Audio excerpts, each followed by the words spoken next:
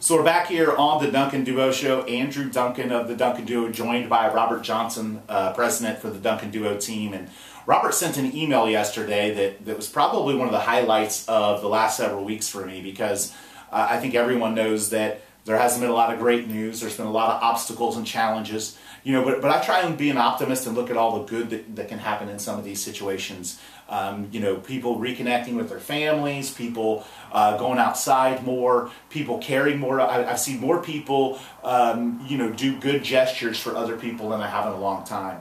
But the exciting news was that our listing team, the number of homes that we listed in March of this year, was comparable, was similar to last year. So we didn't see a huge drop off. And for the quarter, we were up 16 listings as a company, which is a pretty substantial increase considering everything that's happened. We haven't seen it negatively impact the listing and home buying side of our business.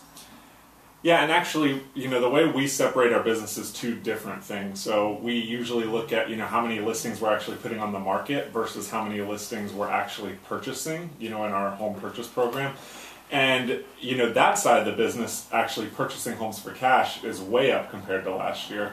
And then the regular homes that we're putting on the market that maybe don't decide to go to that path is actually also up for the quarter by 16, like you were saying, which percentage-wise is really good. I mean, that's, practically a whole, couple weeks there.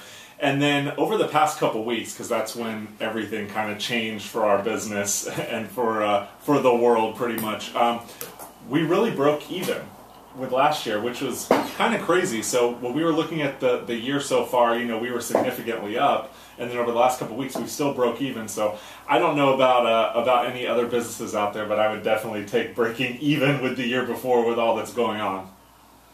Yeah, no question about it. I think when we can compare to last year and stay on path or beat last year, considering everything that's going on, that's a huge bonus. And I think, again, is it a testament to real estate still being relatively healthy? Yes, it's also a testament to the business that we've built. But what I would tell you is, if you're someone that thinks that all this is crashing the real estate market, it really isn't. That doesn't mean you can't be a buyer and get a good deal right now, because there may be some motivated sellers that say, hey, I need to get my equity. I lost a bunch of money in the market. I lost my job. Where do I have money?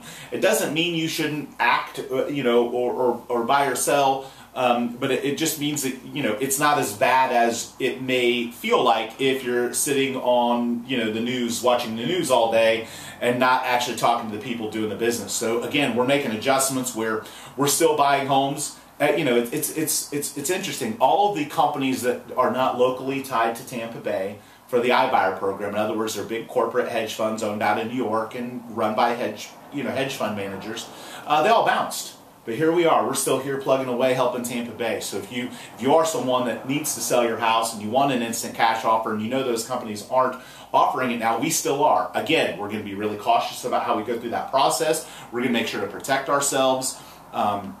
We're sanitizing our hands, we're wearing masks, we're making sure that we walk through the house to get a value estimate when no one's there. So we're making adjustments on the home buying side of our business, and of course on the listing side of our business too. Our photographers, they're going out and, when no one's at the house, they're making sure to keep their distance, and they're taking photos, and they're getting homes on the market.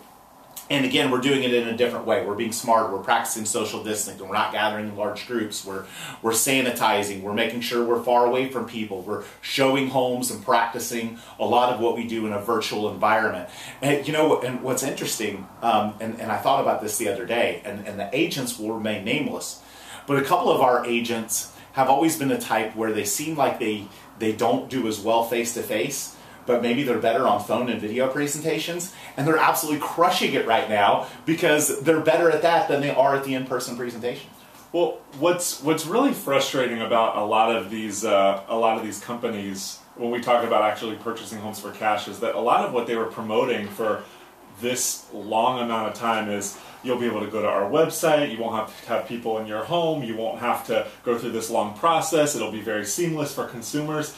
And now that everything has hit the fan and people actually want that model, now they've all said, oh, we don't want to do it, we don't want to do this anymore, we're done. And so this thing that they were promoting, that real estate was going to make this massive shift over to really be consumer-centric. You know, this is what consumers want. Now they've said, no, we're not going to do that. And that's the frustrating part for consumers.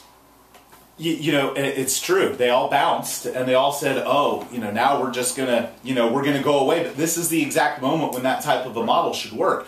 But the issue is, and I promise you this, I promise you the issue is not about getting people sick. I promise you the issue is liquidity. A lot of these companies are very heavily leveraged with debt. They operate on a very small margin, and with the stuff that's happened, they can't keep buying homes, or they're just going to drive their company to the ground because they can't get more money in. A lot of hedge funds, in a way, a lot of people believe or speculate that they're almost like Ponzi arrangements, where they got to get money coming in, and that's a lot of publicly traded companies. Their stock has to sell. They have to have increased investment for them to be able to continue to operate. And if people stop investing their money with them, they don't have the capital. We're using our own capital. We're not borrowing money to do this stuff. So we're in a great position to be able to continue, again, making offers on homes, guaranteeing the sale of homes, selling homes quickly.